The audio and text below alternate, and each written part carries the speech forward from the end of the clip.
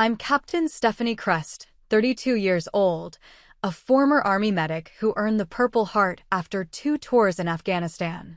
For years, I was the dependable daughter, the one who sent money home, covered late bills, and made my parents proud from a distance. But when I came back with PTSD, they laughed.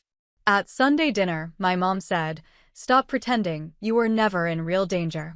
My dad laughed with her. The next morning, they saw my face on the front page: Veteran receives Purple Heart for heroic actions in Afghanistan. 57 missed calls. The last voicemail said, "We didn't know. Please call us." Have you ever been dismissed or humiliated by the people you do anything for? If so, tell me your story in the comments. You're not alone. Before I tell you what happened next, let me know where you're watching from. And if you've ever had to stand up for yourself after being doubted, hit that like button and subscribe for more true stories about courage, boundaries, and reclaiming your worth. What came after might surprise you. I grew up in a modest house on the outskirts of Charleston, the kind of place where the paint peeled in soft curls and the porch light flickered when it rained. I was the quiet achiever, the one who fixed the leaking sink with duct tape and YouTube tutorials, who paid my parents' late bills without asking for thanks, who carried their pride on my shoulders without complaint. My name is Captain Stephanie Crest, though back then I was just Stephanie, the girl who tried too hard and talked too little. My mother, Marlene, had been a nurse before she became a homemaker. She loved appearances more than honesty, loved the idea of a perfect family more than the messy reality of one. She'd straighten the throw pillows before guests arrived and laugh too brightly at jokes that weren't funny. My father, Frank, was a retired construction foreman with hands like worn leather and a belief that emotions were a weakness. He'd grunt instead of hug, nod instead of listen. They weren't cruel people. They were just small in the ways that mattered. From childhood, I played the role of protector. I tutored my younger brother Evan through algebra when he struggled, took double shifts at the campus bookstore to keep myself fed, and eventually enlisted in the Army to pay for grad school. My parents called it a phase. When I told them I'd sign the papers, my mother set down her coffee cup and said, "Well, I suppose you'll get it out of your system." My father just shook his head and went back to his crossword. When I left for my first deployment, Marlene told the neighbors I was doing office work overseas. She never once mentioned that her daughter was with a combat medic unit in Helmand Province, that I slept in a tent that smelled like diesel and dust, that I learned to sleep through the sound of distant explosions. She sent care packages with scented candles and magazines about home decor, as if I could light lavender votives in a war zone and everything would be fine. I wrote letters home every week. I told them about the heat, about the mountains, about the people I served with. I didn't tell them about the convoys or the checkpoints or the way your hands shake after you've pulled someone bleeding from a vehicle. I kept it light, kept it clean, kept it safe for them. Even from 7,000 miles away, I protected them from the truth. Evan was 17 when I deployed the first time. He was gangly and awkward, obsessed with video games and coding tutorials. I'd call him when I could, ask about school, about his projects, about whether he was eating enough vegetables. He'd tell me about his latest app idea or some girl he liked, and I'd listen and laugh and pretend I wasn't exhausted. He never asked what I did all day. I think he was afraid to know. My second deployment came 2 years later. By then, I'd been promoted to sergeant and moved to a different unit. My parents threw a small going-away dinner with dry chicken and store-bought cake. My mother took photos for Facebook with the caption, "Our girls going on another adventure." My father clapped me on the shoulder and said, "Stay out of trouble." I smiled and nodded and packed my duffel bag in silence. Helmand Province was different the second time. I knew what to expect: the boredom punctuated by terror, the way sand gets into everything, the particular quiet that comes before something goes wrong. I knew how to move, how to think, how to survive. What I didn't know was how to come back from it intact. The ambush happened on a Tuesday. We were returning from a supply run when the IED went off. I remember the flash, the pressure wave, the way sound disappears and then rushes back all at once. I remember dragging Sergeant Maya DeLuca from the burning vehicle, her blood on my hands, her weight against my chest. I remember pulling 2 others to safety before the medevac arrived. I remember everything and nothing, the way trauma does. Maya died in my arms. She was 26, from Brooklyn, obsessed with terrible reality TV and her niece's ballet recitals. She was my best friend, my anchor, the person who made me laugh when nothing was funny. She bled out while I held pressure on wounds that wouldn't stop bleeding, while I whispered promises I couldn't keep. The medics arrived 4 minutes later. 4 minutes too late. I didn't tell my parents about Maya when I called home 2 weeks later. I told them I was fine, that everything was fine, that I'd be home soon. My mother said, "Well, that's good, sweetheart. Your father's putting in new countertops." I listened to her talk about granite samples and said all the right things and hung up feeling more alone than I'd felt in the desert.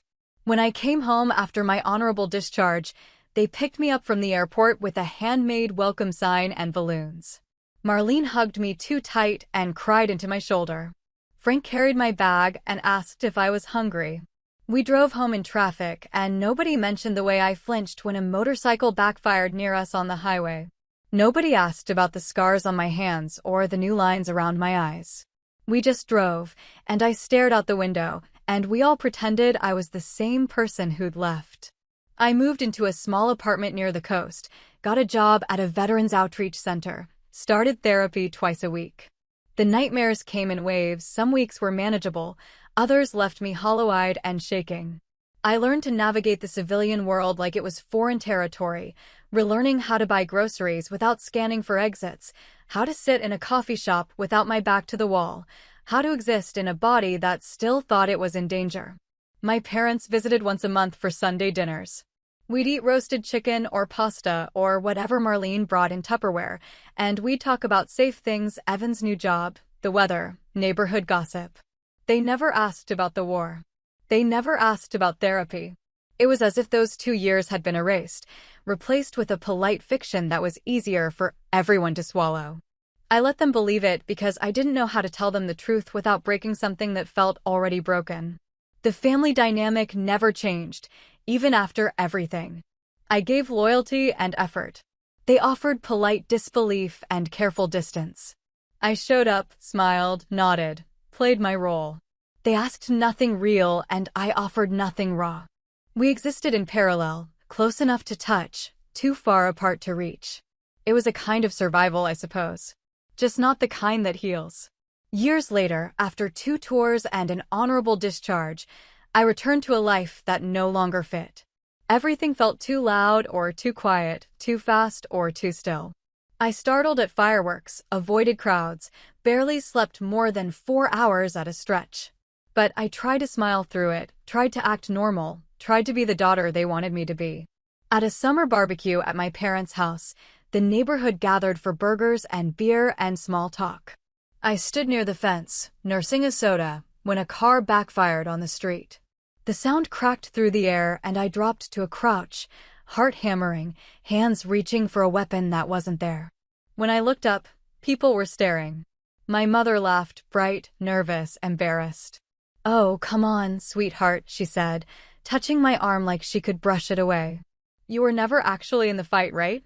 My father stood by the grill, spatula in hand, and smirked. "You're tougher than that. Don't start all that PTSD talk." They spoke like my memories were exaggerations, stories told too often and embellished with each retelling. Like I was making it up for attention or sympathy or some other currency I didn't need. I straightened, forced a smile, and said something about being tired. Nobody pushed. Nobody asked. The conversation moved on to someone's new deck, and I stood there feeling invisible and exposed all at once. My younger brother Evan, now a software engineer at some startup downtown, changed the subject to something lighter. He was good at that, deflecting, smoothing over, keeping the peace. He'd always been conflict-averse, more comfortable with code than emotion. I didn't blame him. I'd spent most of his childhood being the strong one, the responsible one, the one who didn't need help. Why would he know how to help me now? My therapy appointments became my thing, a quiet routine they avoided mentioning. Twice a week I'd drive to a small office near the university and sit across from Dr. Rivera, who had kind eyes and never pushed too hard. She taught me grounding techniques, helped me process what I could process, held space for what I couldn't. Some days I talked. Some days I just sat there, staring at the clock, trying to remember how to breathe normally. She never made me feel broken, just hurt. There's a difference. But at home, with my parents, therapy was something we didn't discuss. If Marlene saw the appointment reminders on my phone, she'd look away quickly. If Frank noticed the books on trauma recovery on my passenger seat, he'd change the subject to something safer: sports, weather, the price of gas. It was easier for them if I kept that part of my life separate, sealed off, invisible. So I did. Bit by bit, I learned to talk less and nod more. I stopped trying to explain what it felt like to carry someone's death in your hands, to hear their last breath, to come home and pretend you were fine. I stopped mentioning the nightmares or the hypervigilance or the way certain smells could send me back to that moment in the desert. I smiled at family dinners, asked about their lives, kept mine locked away. Silence became my safest answer. Evan started inviting me to things less often. Not out of cruelty, I think, but out of awkwardness. He didn't know what to say to me anymore, didn't know which version of his sister I was now. The fun one who used to take him to arcade bars? The serious one who stared too long at nothing? He settled for text messages about funny memes and surface-level check-ins. I appreciated the effort even as I felt the distance growing. I tried dating once, a guy I met at a coffee shop who worked in IT and had an easy smile. We went out 3 times before he asked why I was so jumpy, why I never wanted to go to crowded restaurants, why I checked my phone compulsively like I was waiting for bad news. I told him a partial truth, that I'd been in the army, that it had been hard. He nodded, said he understood, and then slowly stopped texting. People say they want honesty until they get it. My mother started sending me articles about yoga and meditation, about natural remedies for stress.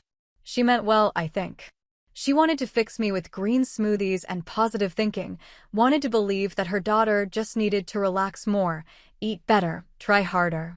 I thanked her for each article and never mentioned that I was already doing all of it, that some wounds don't heal with herbal tea and deep breathing. At work, I was functional. I helped veterans navigate benefits paperwork, connected them with resources, listened to their stories without judgment. It was easier to help others than to help myself. Their struggles felt real and valid in ways mine didn't, at least not to my family. At least there, with people who understood, I didn't have to explain why a helicopter overhead could ruin my whole afternoon. The holidays were the hardest. Thanksgiving, Christmas, 4th of July, all of them loaded with noise and expectation and the pressure to perform normalcy. I'd show up with a bottle of wine or a dish to share, paste on a smile, and count the hours until I could leave. My mother would take photos for her albums, proof of a happy family, and I'd smile for the camera because it was easier than the alternative.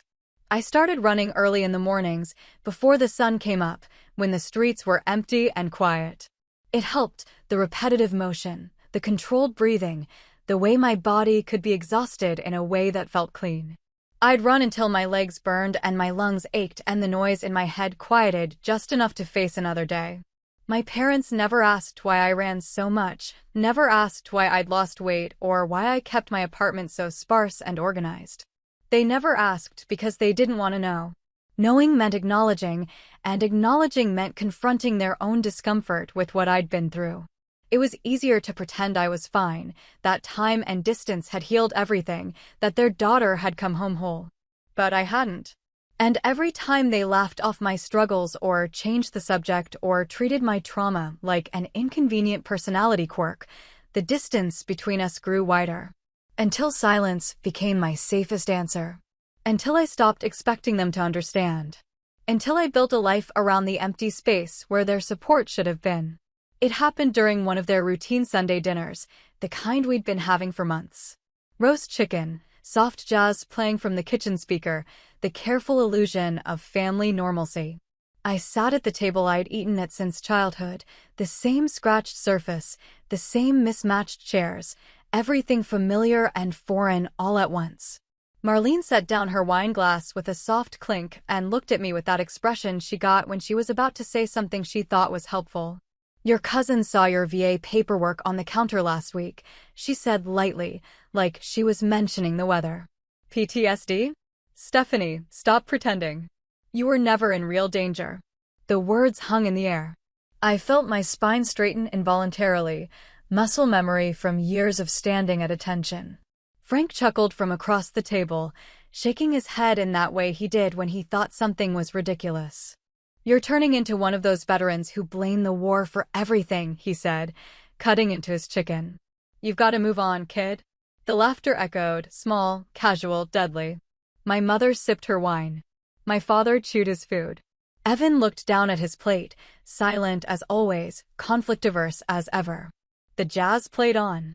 Nobody seemed to notice that they'd just dismissed the worst thing that had ever happened to me like it was a made-up story, an excuse, a character flaw. I didn't argue. Arguing would have required energy I didn't have, would have opened a door I'd kept carefully closed. I placed my napkin neatly beside my plate, the way they'd taught me as a child. I stood, pushed my chair in, and said quietly, "You'll never understand." My voice didn't shake. My hands didn't tremble. I was calm in the way you get calm when something inside you breaks so completely that feeling it would be too dangerous. So you just stop feeling. You move mechanically. You function. "Honey, don't be dramatic," my mother said, but I was already walking toward the door. I grabbed my jacket from the hook, my keys from the bowl by the entrance. Frank called after me, something about me being too sensitive, about needing thicker skin. I didn't turn around. I opened the front door and stepped into the evening air, cool and clean after the suffocating warmth inside. The door clicked shut behind me like the end of a long illusion. I walked to my car, got in, started the engine. I didn't cry. I didn't scream. I just drove home in silence, the city lights blurring past, and felt the careful distance I'd maintained for years finally solidify into something permanent. That night, I sat on my balcony staring at a photo of my unit, dust-covered, exhausted, alive. Maya was in the center, her arm around my shoulders, both of us grinning despite the heat and the fear and the knowledge that any day could be our last. She'd been 26 when she died, full of plans and dreams and a future that never came. I'd held her as she bled out from wounds no one could fix. I'd whispered promises I couldn't keep, that she'd be okay, that help was coming, that she'd see her niece's next ballet recital. I'd felt her pulse weaken and stop beneath my fingers.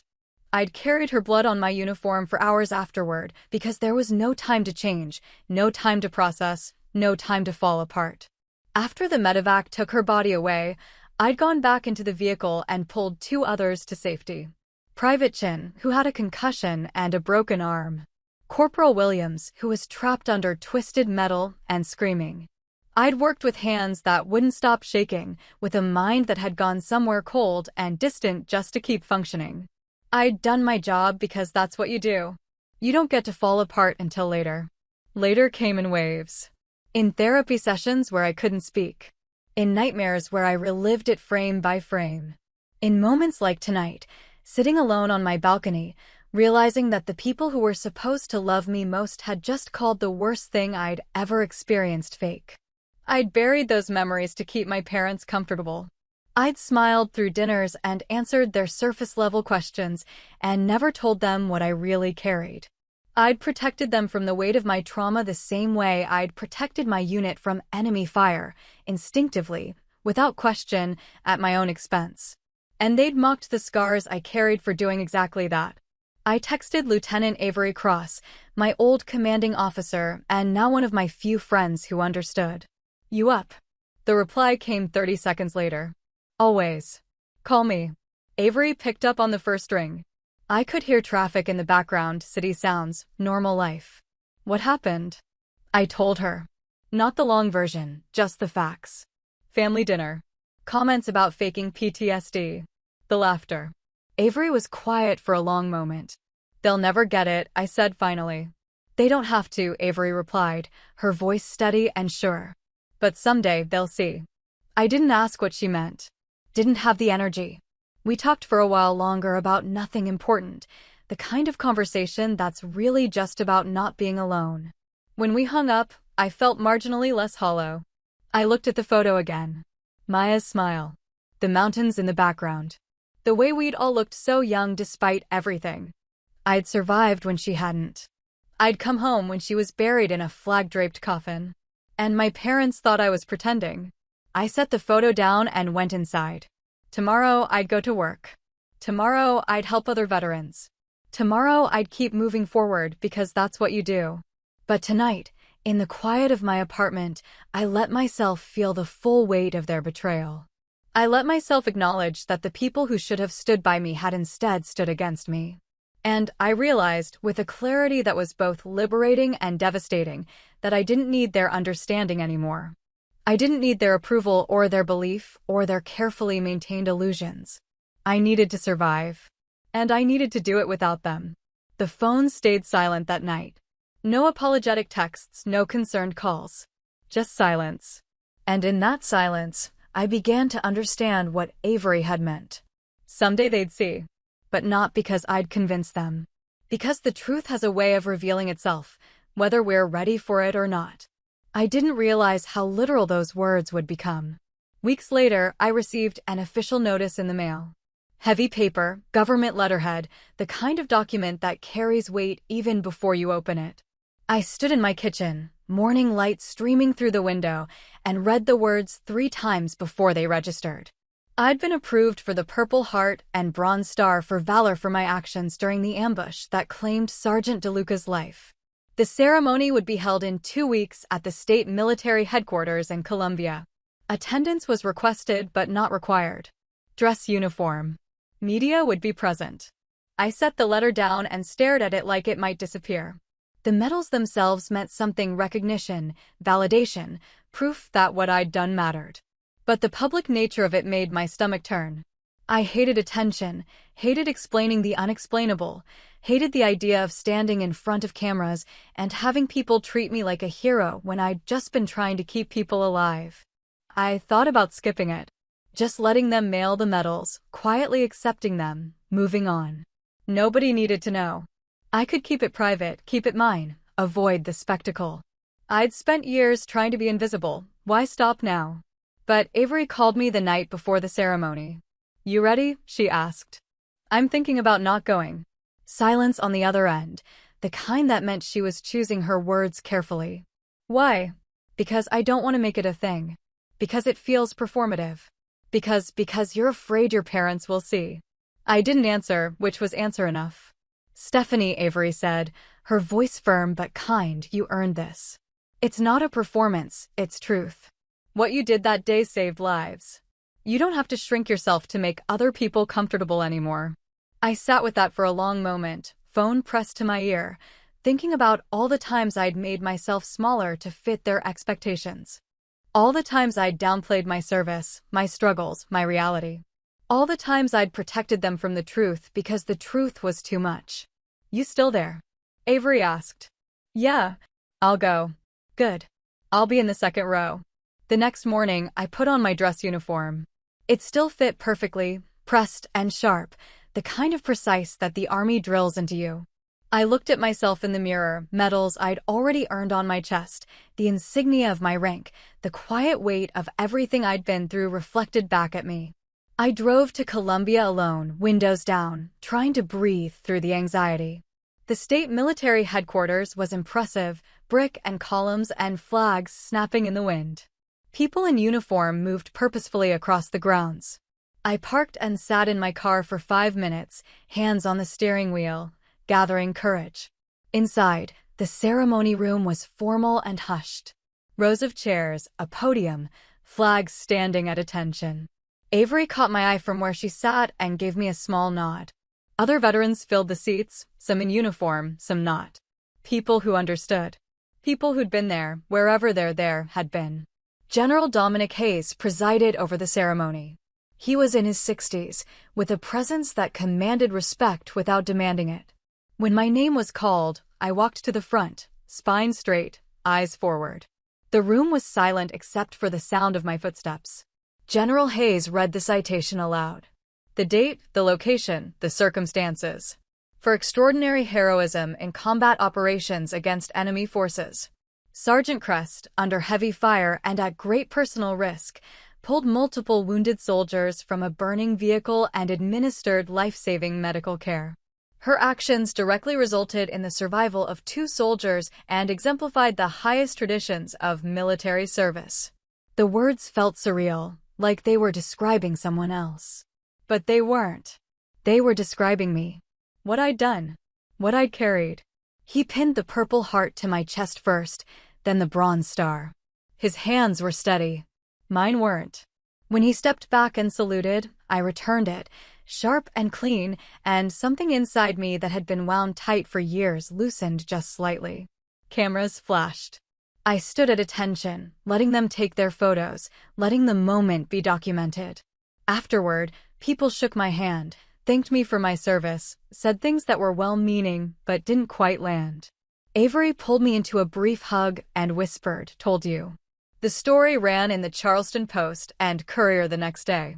Front page, above the fold. My photo in full dress uniform, saluting, the headline in bold print, "Veteran receives Purple Heart for heroic actions in Afghanistan." The article included details about the ambush, about Sergeant DeLuca's death, about my actions that day. It named me as Captain Crest, the rank I'd held at discharge, and included quotes from General Hayes about bravery and sacrifice. It was thorough, respectful, and very, very public. That morning, Marlene nearly dropped her coffee when she saw it. She'd been standing in her kitchen, scanning the paper like she did every morning, when she saw my face staring back at her. She called Frank over, hands shaking slightly, and they read it together in stunned silence. Their daughter. In combat. Under fire. Saving lives. Everything they'd dismissed as exaggeration or pretending laid out in black and white with photographic evidence and official military recognition. The missed calls started around 8 in the morning. I watched my phone light up again and again. Mom, Dad, Mom, Dad, Evan, Mom. I didn't answer. I was at work, helping a veteran navigate disability paperwork, and I let every call go to voicemail. By the end of the day, there were 57 missed calls. I drove home in silence, phone face down on the passenger seat, and tried to process what came next. When I finally pulled into my parking spot and checked the voicemails, I listened to them in chronological order. The first few were confused, surprised, asking me to call back. Then came the urgent ones, the apologetic ones, the ones where I could hear tears in my mother's voice and tightness in my father's. The last voicemail was from Marlene, left at 6:30 in the evening. "Stephanie, we saw the paper. Please call us. We didn't know. We're so sorry. We didn't know. Please, sweetheart, please call us back." Her voice cracked on the last word. I saved the voicemail and sat in my car, staring at nothing, feeling nothing and everything all at once. They knew now. Finally, irrevocably, they knew. I didn't pick up. Not that night, not the next day, not the day after that.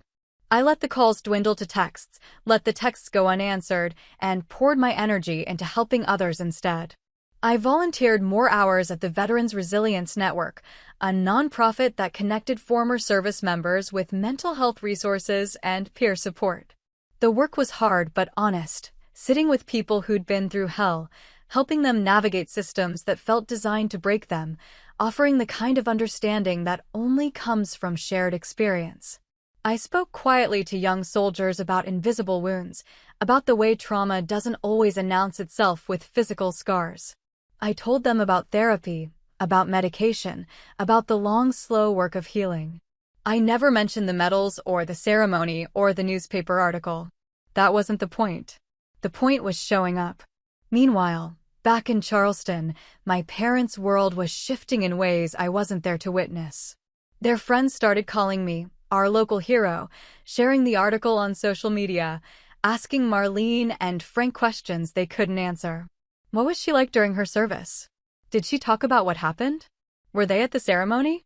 Frank, who'd spent years avoiding any real conversation about my military experience, suddenly displayed the newspaper photo in his workshop. He framed it carefully, hung it near his workbench where customers could see it. When people asked, he'd tell them with unmistakable pride, "That's my daughter." Marlene posted an old childhood picture of me on Facebook, maybe 5 years old, missing a front tooth, wearing a too big t-shirt. The caption read, "Proud Army Mom," with an American flag emoji. People who knew better didn't comment. People who didn't send congratulations. I saw it all through mutual friends, through Evan who texted me screenshots with messages like, "They're really going through it, and think you should call them?" I didn't respond to those either. I wasn't being cruel. I just didn't have it in me to make them feel better about their own guilt. But I smiled when I saw the posts, smiled without bitterness, which surprised me. For once, I didn't feel the need to correct their narrative or point out the hypocrisy or demand acknowledgement of how wrong they'd been. I'd outgrown their approval somewhere between the ceremony and now. Their validation, when it finally came, felt less like victory and more like an irrelevant footnote. In therapy, Dr. Rivera and I worked on untangling guilt from duty. She asked me questions I'd been avoiding for years. Why did you feel responsible for your parents' comfort? Why did you believe their version of your story over your own lived experience? Why did you think you needed to earn their belief? I didn't have good answers at first. Just patterns worn deep from childhood: protect, perform, prove yourself, repeat. The quiet achiever who fixed things and expected nothing in return. But slowly, session by session, I began to understand that bravery wasn't just about what happened in war. It was about how you live after. It was about choosing truth over comfort, even when truth was harder. Even when truth meant standing alone. I started writing in the evenings, not for publication or posterity, just to process. I wrote about Maya, about the ambush, about coming home to a country that thanked me for my service, but didn't want to hear what that service actually cost. I wrote about family dinners and silent treatments and the particular loneliness of being misunderstood by the people who should understand you most. Some nights I cried while I wrote. Some nights the words came clean and clear. All of it mattered. All of it was real. I didn't need my parents' newspaper-inspired revelation to make it true. Evan called me one evening, his voice hesitant. "They really are sorry, you know. They feel terrible." "I know," I said. "Are you going to talk to them?" "Eventually. When I'm ready." "When will that be?" I looked out at the darkening sky, at the ocean in the distance, at the life I'd built brick by brick without their help. "I don't know yet." He was quiet for a moment. "For what it's worth, I'm sorry too. I should have said something at that dinner. I should have backed you up." "Yeah," I said softly. "You should have." "I know. I was a coward. You were scared. There's a difference." We talked a while longer, the kind of real conversation we hadn't had in years. When we hung up, I felt something shift slightly, not forgiveness exactly, but the possibility of it. The understanding that people fail each other in small and large ways, and healing means deciding which failures you can live with. The Veterans Resilience Network asked me to speak at a fundraiser. I almost said no. Public speaking still made my palms sweat, but Avery was there when they asked, and she gave me a look that said, "You can do this." So I did. I stood in front of a room full of donors and supporters and told them about invisible wounds, about the soldiers who came home with all their limbs intact but broken in ways that didn't show on X-rays. I didn't tell Maya's story. That was hers, not mine to share. But I told them about the work we did, about the lives we helped rebuild, about the importance of showing up even when it was hard. People clapped. Some cried. An older veteran approached me afterward, shook my hand, and said simply, "Thank you for saying it." I nodded, throat tight, understanding exactly what he meant. Months passed. Fall turned to winter. I kept working, kept healing, kept building a life that felt honest even when it was hard. My parents' calls became less frequent, less desperate, settling into a new pattern of careful distance. They were learning, I supposed, that some bridges take time to rebuild. That some apologies need to be lived, not just spoken. I still thought about Maya most days. I still had nightmares sometimes, still flinched at unexpected sounds, still carried the weight of that day in ways I probably always would. But I was learning that surviving meant more than just staying alive. It meant choosing to live fully, to speak truthfully, to stop protecting people from realities they needed to face. And slowly, painfully, honestly, I was learning to do exactly that. Months later, on a cool Saturday in early spring, I agreed to meet my parents at a quiet diner near the coast. No uniforms, no ceremony, no newspaper articles, just three people with too much to say and not enough words for any of it. I arrived first, chose a booth near the back with a view of the parking lot. Old habit, always knowing the exits. The diner smelled like coffee and bacon grease, comfortable and anonymous. I ordered water and waited, watching the door. They arrived together, looking older than I remembered. Marlene's hair had more gray. Frank moved a little slower, favoring his left knee. They spotted me and hesitated for just a moment before walking over. My mother slid into the booth across from me, my father beside her. Nobody reached for hugs. "Thank you for meeting us," Marlene said quietly. I nodded. The waitress came, took our orders, disappeared. Silence settled over the table like dust. Finally, Frank cleared his throat. "We've been thinking about what to say to you for months now. Practiced it, wrote it down, threw it away." He looked down at his hands, work-worn and uncertain. Nothing felt good enough.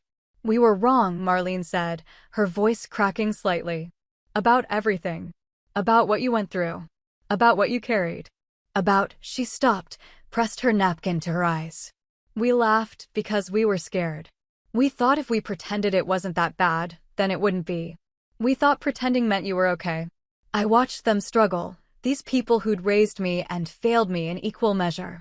Part of me wanted to make it easier, to say it was fine, to smooth things over the way I always had. But I didn't. I let the silence hold. Frank's eyes were wet when he finally looked at me. "I didn't want to picture my little girl under fire. Didn't want to imagine you in danger, hurt, carrying." He swallowed hard. "Carrying what you've been carrying. So I convinced myself it wasn't real. That you were exaggerating. That it couldn't be as bad as you made it seem." "It was worse," I said quietly. "It was worse than anything I told you, because I never told you the actual truth. I protected you from it." "I know," he said. "I know that now." Our food arrived. None of us touched it. Marlene reached across the table, stopped halfway, pulled her hand back. "I saw the photo in your apartment once. The one of your unit. That woman next to you, Maya." "Maya," she repeated carefully. "She died. In the ambush." "In my arms," I said, and watched them both flinch. She bled out while I tried to stop it. She was my best friend. She was 26. The silence that followed was different this time. Heavier. Real. "We can't fix this," I said finally. "You can't apologize enough times to undo what happened at that dinner, or all the times before it when you made me feel like I was making it up. You can't take back the years I spent protecting you from the truth while you accused me of lying about it." "We know," Marlene whispered. "But," I continued, "I didn't come here for an apology. I came because Evan asked me to, and because Dr. Rivera, my therapist, said that closure doesn't always look like forgiveness. Sometimes it just looks like honesty." Frank wiped his eyes with the back of his hand. "What do you need from us?" I thought about that. What did I need? For them to understand? They never fully would. For them to fix it? They couldn't. For them to witness what I'd been through? Too late for that. "I need you to stop rewriting history," I said. "Stop posting about being a proud Army mom when you spent years pretending I did office work. Stop displaying my medals when you called my PTSD fake. If you're going to be in my life, I need you to be honest about who you were and who you're trying to become. I need you to sit with your own discomfort instead of making me manage it for you." They both nodded, solemn and small across the table. "And I need you to understand that I'm not the daughter you wanted me to be. I'm not whole in the way you want me to be. I have nightmares. I have triggers. I'm in therapy, and I'll probably be in therapy for years. That's not a phase. That's not something I need to get over. That's my reality, and if you can't accept it without minimizing it, then we can't do this." "We want to try," Marlene said. "We want to do better. We know we can't undo the damage, but we want to try." I picked up my fork, moved food around my plate. "Then try. Don't tell me how proud you are. Show up. Ask real questions. Sit with uncomfortable answers. Stop performing for your friends and actually be present with me."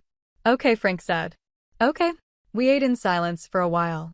The food was mediocre but warm, the diner noise a comfortable buffer around our quiet table. When the check came, Frank reached for it instinctively, but I took it instead. "I've got it," I said. He didn't argue. Outside, the spring air was cool and clean. We stood in the parking lot, three people connected by blood and history and a canyon of hurt that might never fully close. "Can we call you?"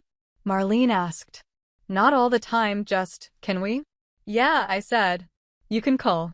She nodded, teary again. Frank put his hand on her shoulder. They walked to their car together, older and smaller than I remembered them being. I watched them drive away, then sat in my own car for a long moment, processing.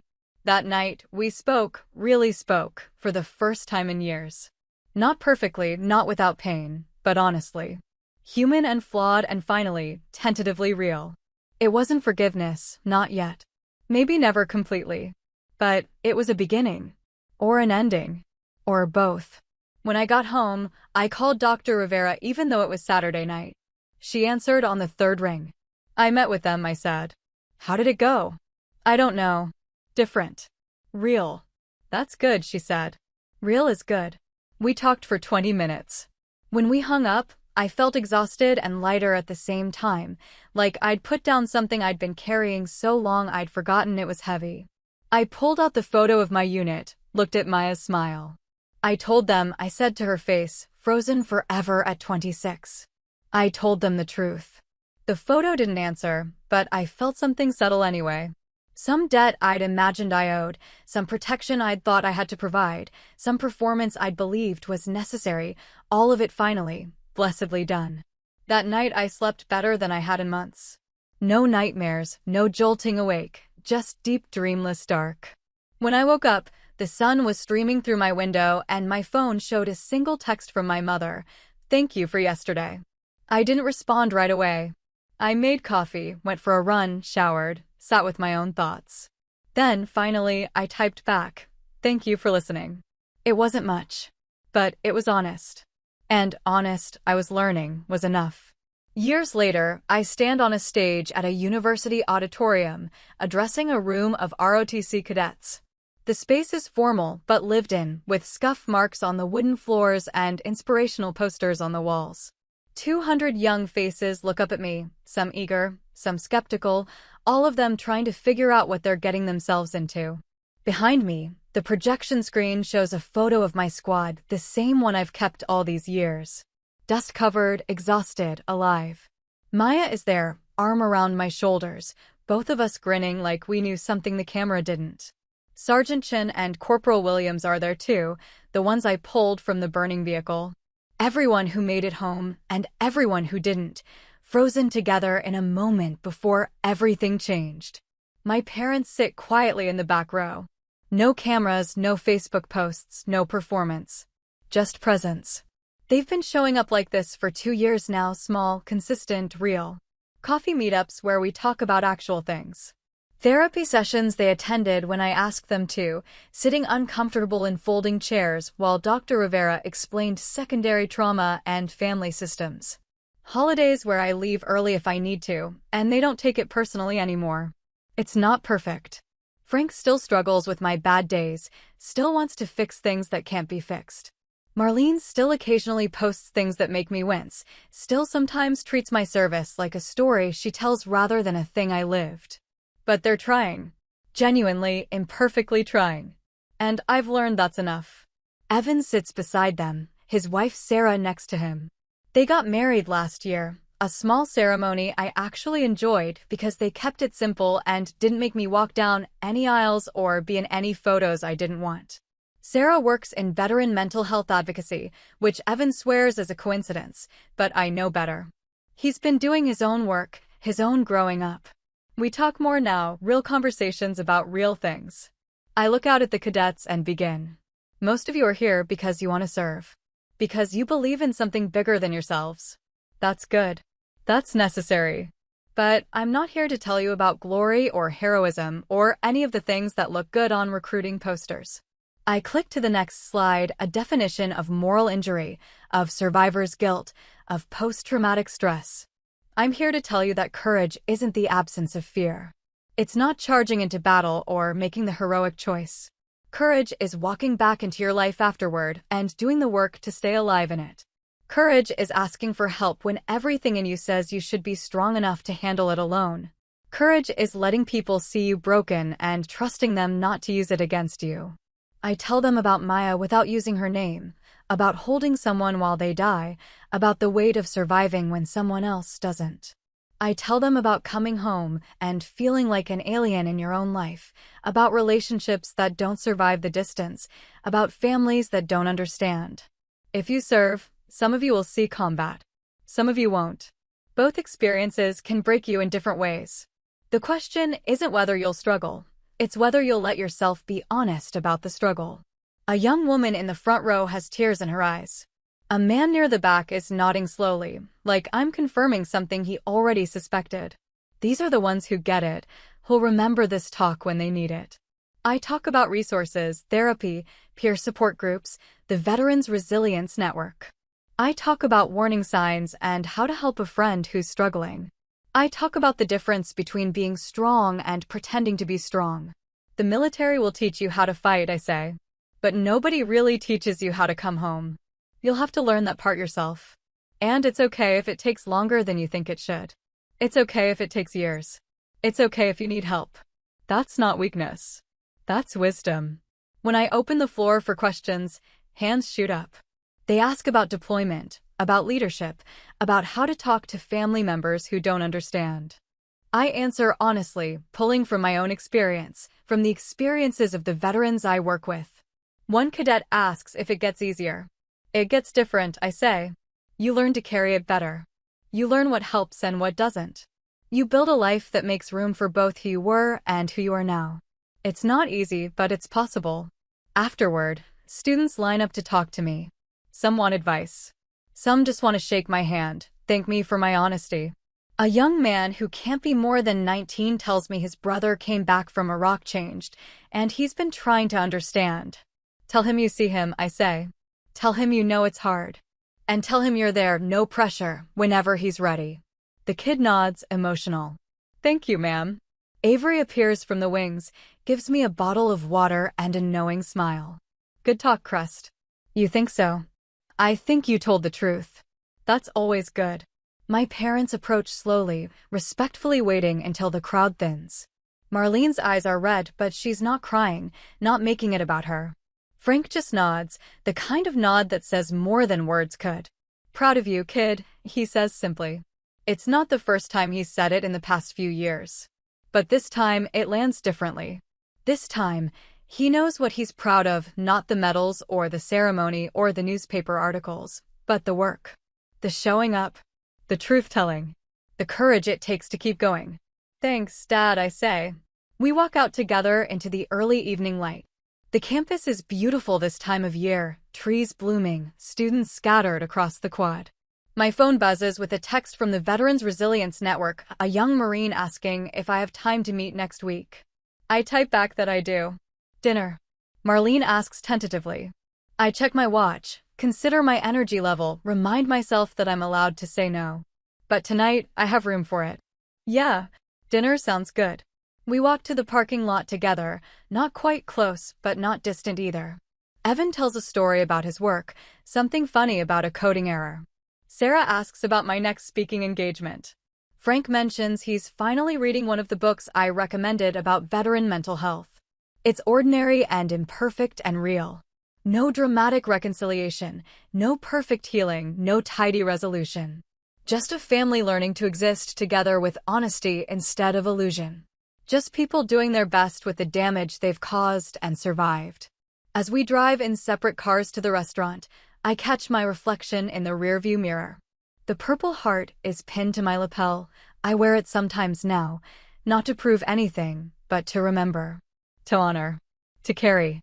No revenge. No triumph. Just truth, visible, unshakable, finally my own. At the restaurant, we sit in a booth and order food. The conversation flows easier now, lubricated by years of practice and genuine effort. Marlene asks about my therapy, really asks, ready to hear a real answer.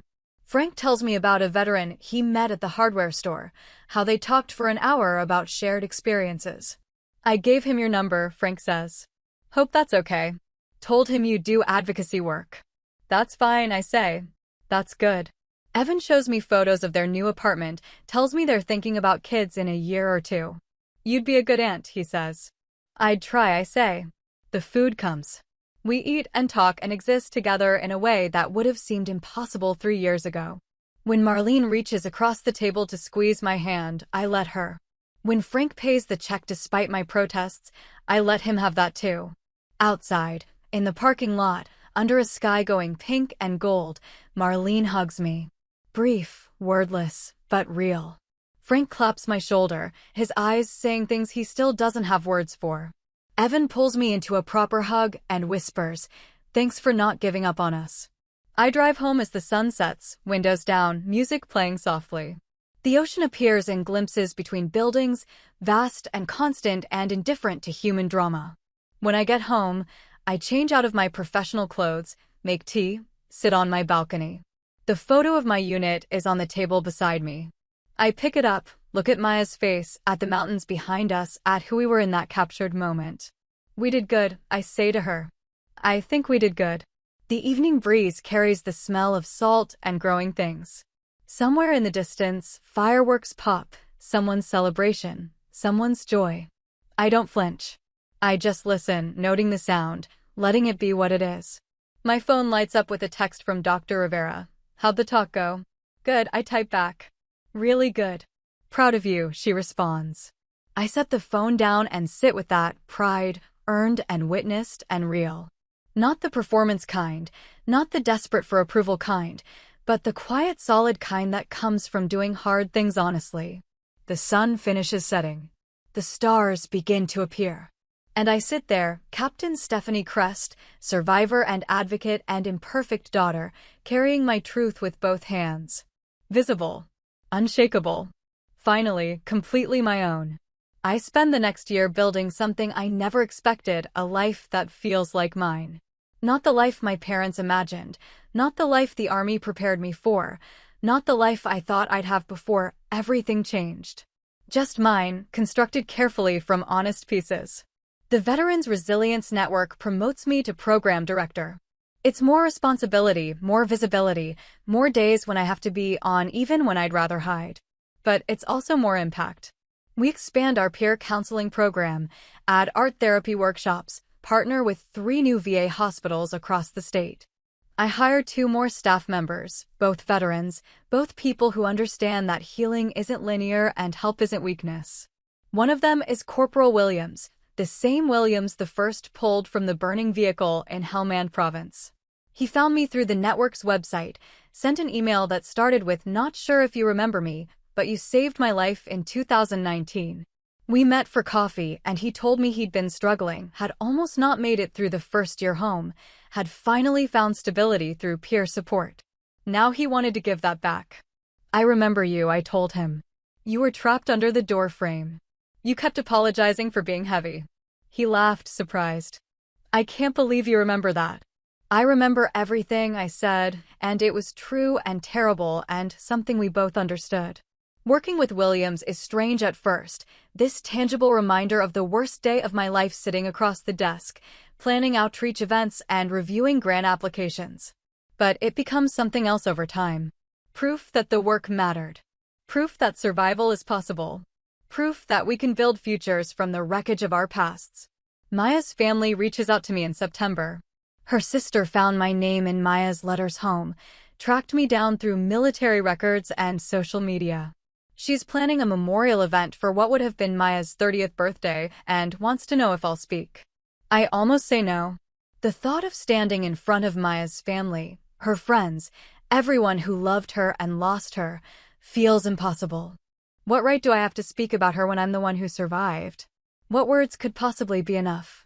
But I think about what I told those ROTC cadets, about courage being the choice to show up even when it's hard. So I say yes.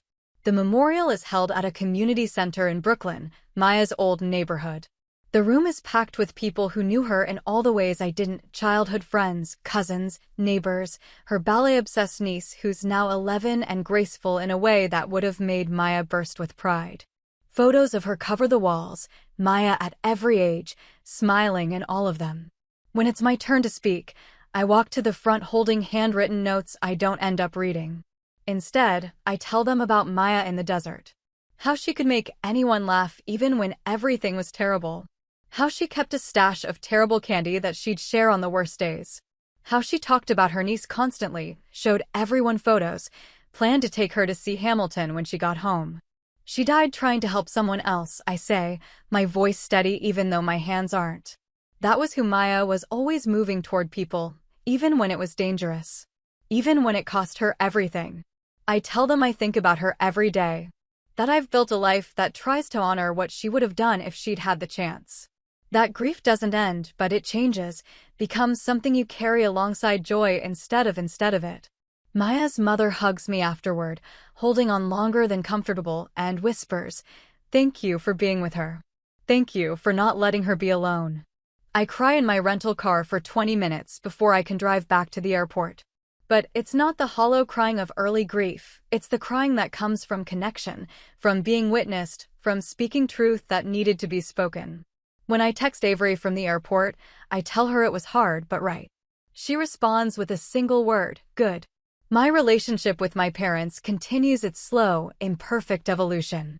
Marlene starts volunteering at the Veterans Resilience Network one afternoon a week, doing administrative work and answering phones. At first, I'm not sure how I feel about it, my workspace becoming shared space, my mother in proximity to my professional life. But she's good at it, warm with the veterans who call, efficient with paperwork, careful not to overstep. One afternoon, I overhear her on the phone with a young woman recently returned from deployment. The woman is crying, talking about nightmares and family who doesn't understand. Marlene listens without trying to fix it, without minimizing it, and says gently, "It's real what you're going through. It's hard and it's real and you deserve support." When she hangs up, she sees me in the doorway. Our eyes meet. She doesn't apologize or explain or make it about her own growth. She just nods slightly and goes back to filing. But something passes between us, acknowledgement maybe. Understanding that she's learning what she should have known years ago. Frank takes a different approach. He starts a woodworking project in his garage, building benches. Simple, sturdy benches from reclaimed wood. When he finishes the first one, he donates it to the Veterans Resilience Network for our meditation garden. Then another. Then another. By spring, there are 6 benches scattered around the property, each one solid and beautiful and built with his hands. I don't know how to talk about the hard stuff, he tells me one Sunday when I visit. Never learned. But I can build things. So I'm building things. I sit on one of his benches, run my hand over the smooth wood. "They're perfect, Dad. They're just benches." "No," I say. "They're more than that." He understands. I can see it in the way his jaw tightens, the way he nods and changes the subject to something easier. But he keeps building, and I keep visiting, and slowly we construct our own kind of language. Evan and Sarah have a baby in the spring, a daughter they name Claire. I'm terrified the first time they ask me to hold her, certain I'll do it wrong, that my broken pieces will somehow transfer to this tiny, perfect person. But when they place her in my arms, she just looks at me with unfocused eyes and yawns, completely unconcerned with my damage.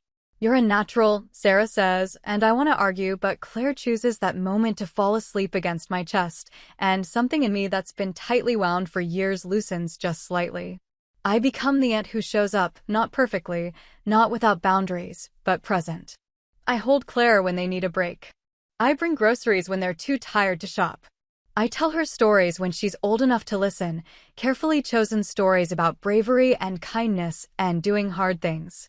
I never tell her about the war, but I tell her about Maya, how funny she was, how brave, how much she would have loved to meet her. Dr. Rivera and I celebrate 5 years of working together.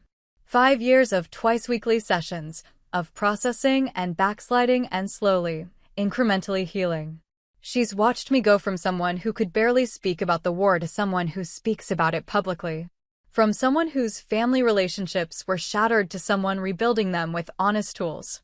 "You've done remarkable work," she tells me during our anniversary session. "We've done remarkable work," I correct her. She smiles. Fair enough. I ask her if she thinks I'll ever be fully healed, if there's an endpoint where the trauma stops affecting me. She's quiet for a moment, choosing her words carefully. "I think you'll always carry it," she says finally. "But I think you're learning to carry it differently. Not as something that defines you, but as something that's part of your story." Does that make sense? It does. More than I can articulate. That summer, I'm invited to speak at a National Veterans Conference in Washington, D.C. It's a big deal, hundreds of attendees, prominent speakers, media coverage. The topic is innovative approaches to veteran mental health care, and they want me to talk about the peer support model we've built. I'm nervous for weeks leading up to it. This isn't a small university auditorium or a local fundraiser. This is the kind of platform where what I say might actually influence policy, might reach people who make decisions about funding and programs. The weight of it feels enormous. Avery flies in to attend. We meet for dinner the night before, and she can tell I'm spiraling. What if I mess it up? I ask. What if I say the wrong thing and it hurts the cause? Then you'll recover and try again, she says simply. Stephanie, you've been doing this work for years. You know what you're talking about. Trust yourself. I'm not sure I know how to do that. Then practice.